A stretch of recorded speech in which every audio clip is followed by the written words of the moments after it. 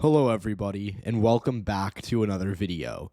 In today's video, we'll be taking a look at the 2024 presidential election in the state of Georgia, and I just want to get right into it. We're going to talk a lot about Georgia over the course of the next 11, 12 months as we get close to the 2024 election, but let's just start today by looking at Georgia and why I think Trump could win it.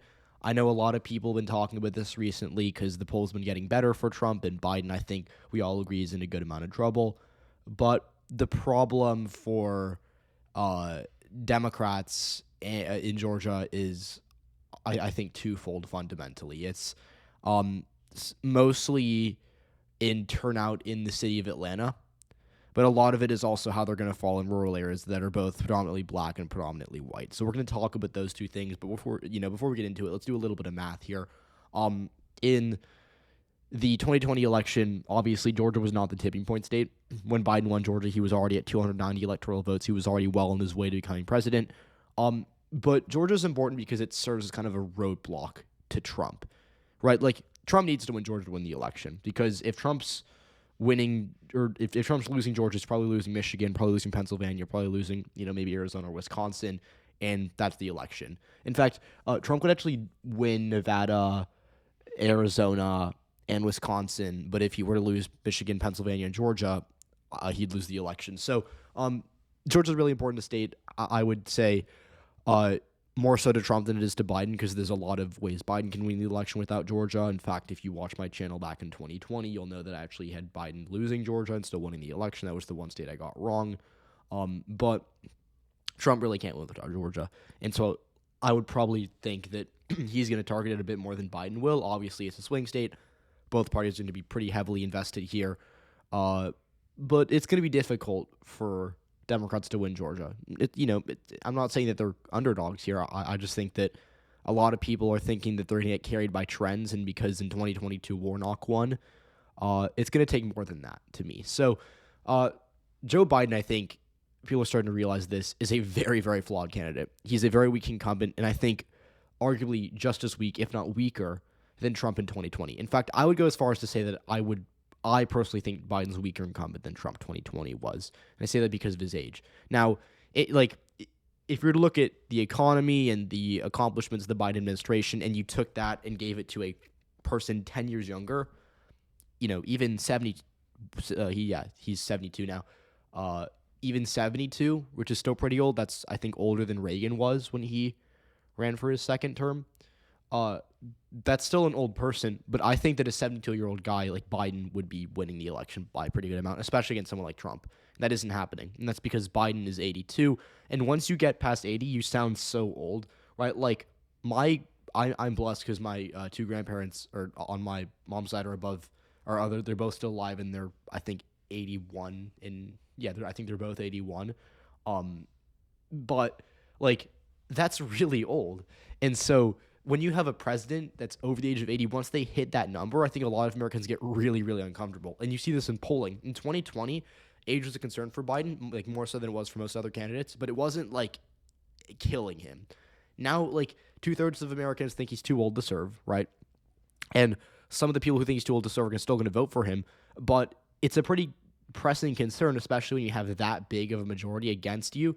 And that's why a lot of people think he shouldn't run. There's a lot of Democrats who in polls are saying Biden should not run for re-election, and that's because they think he's too old. So to me, age is going to be a really, really important issue in the 2024 election. I think Biden's going to have to do a lot to prove that he's still mentally capable and, still, has it. And so I would definitely say that there's going to be problems regardless of how well or how poorly Biden handles it. And I think one of the problems is going to be turnout from youth voters. And so younger voters have been really bad in the polls for Democrats as of late. Like, they've just been terrible all across the board for Joe Biden. And that I would definitely say is an enthusiasm problem. We know younger voters tend to be more progressive. In the 2020 primary, they were pretty pro-Bernie Sanders, and obviously that carried over in the 2020 election because Biden probably did worse than a hypothetical Bernie Sanders nomination would have been among young voters. And if you look at precinct level data from college towns, it was fine. Biden did well enough, but it wasn't really great. And I think the Democrats could have really hit their ceiling in a way that Biden did not. And in 2022, Democrats actually did better in a lot of college towns, even as they did worst in statewide races.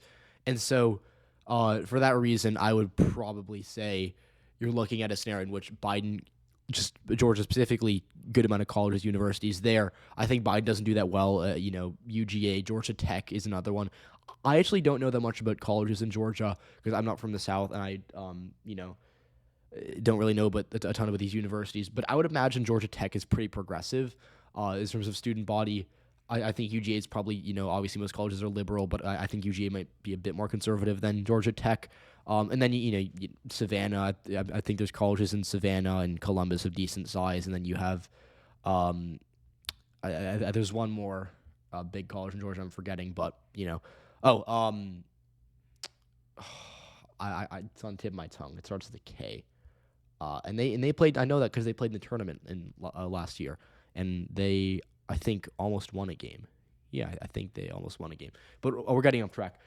So the point I'm making here is that I think Biden's age is going to really hurt him with young voters because it's a pressing concern in the polls. And Georgia's not a state where Democrats can afford to be like, yeah, okay, it's fine if we lose, 15% of support in, these two college towns, right? Like Athens right here, this is where the University of Georgia is, was huge for Biden in 2020. And if you actually look at how it trended from 2016, he did pretty well there compared to Hillary Clinton. I think he doesn't do as well this time.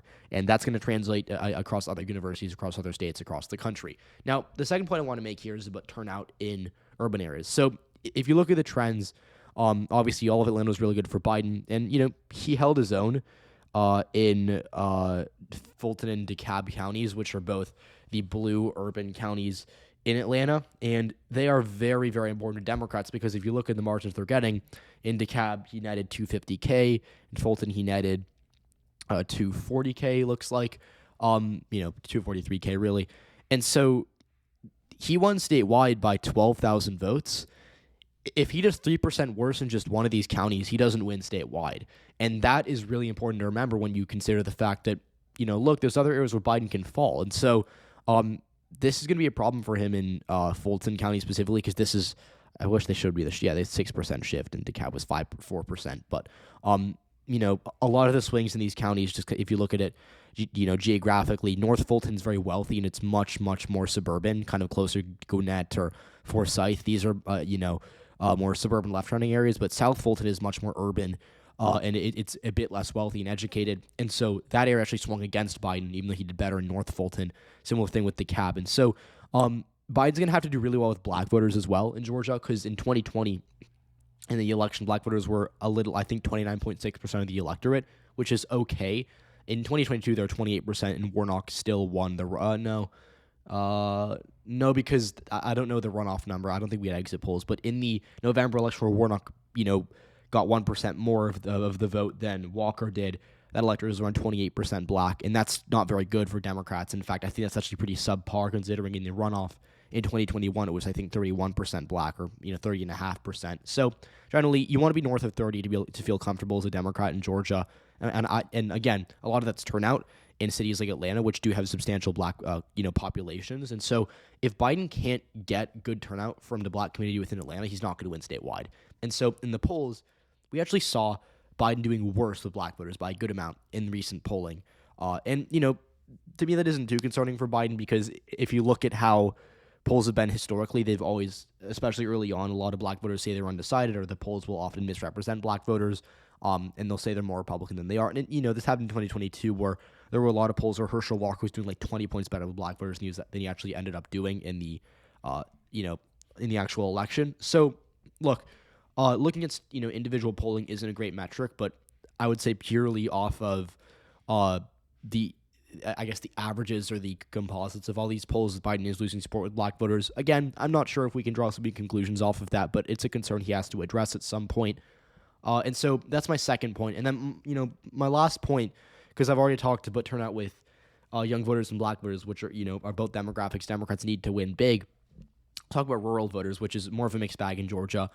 Obviously, you look at these red counties up here, these are rural, kind of super white counties that are obviously very Republican. And then you go over here, these are more, these are counties that are predominantly black. Muskie isn't rural, but, some of these counties over here, Washington, Jefferson, Hancock, Baldwin, all these light blue counties, they're majority or plurality black. They're not super big. Again, like, here you only have Biden getting 6,300 votes in Sumter County, which is a plurality black county in the southern part of the state. And so, obviously, individually, like, if he loses a couple hundred votes in Sumter County, or he, loses 65 votes in Macomb County, that's not great for Democrats. But what matters more is how he does, on average. And I think that when you look at the 2022 results, Democrats had a lot of problems. Even Raphael Warnock, who I think pulled better than Biden with black voters. He had a lot of problems with these counties that are, plurality black, kind of in the south central part of the state. And that's because turnout was just really bad with them,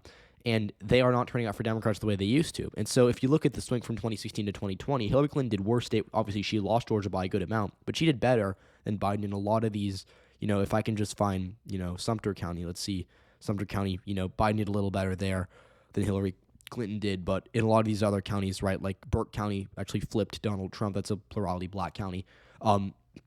So a lot of the counties across this kind of central part of the state swung towards Trump in 2020, and in 2022, Warnock didn't do all that well either. So I think these counties are a problem. Biden actually might be in a lot of trouble here, and that's another thing where if, I don't know what the composite for all these counties put together was in 2020, but let's say if Biden won plurality black counties in this region of the state by, let's say he netted 60,000 votes, if he only nets 40,000, right, like that, he would have lost the state. And so there's a real chance we see Biden do a lot worse in these areas in 2024 than he did in 2020, just because of trends and because they're declining in population, because black voters are a bit more Republican in rural areas than they have been historically.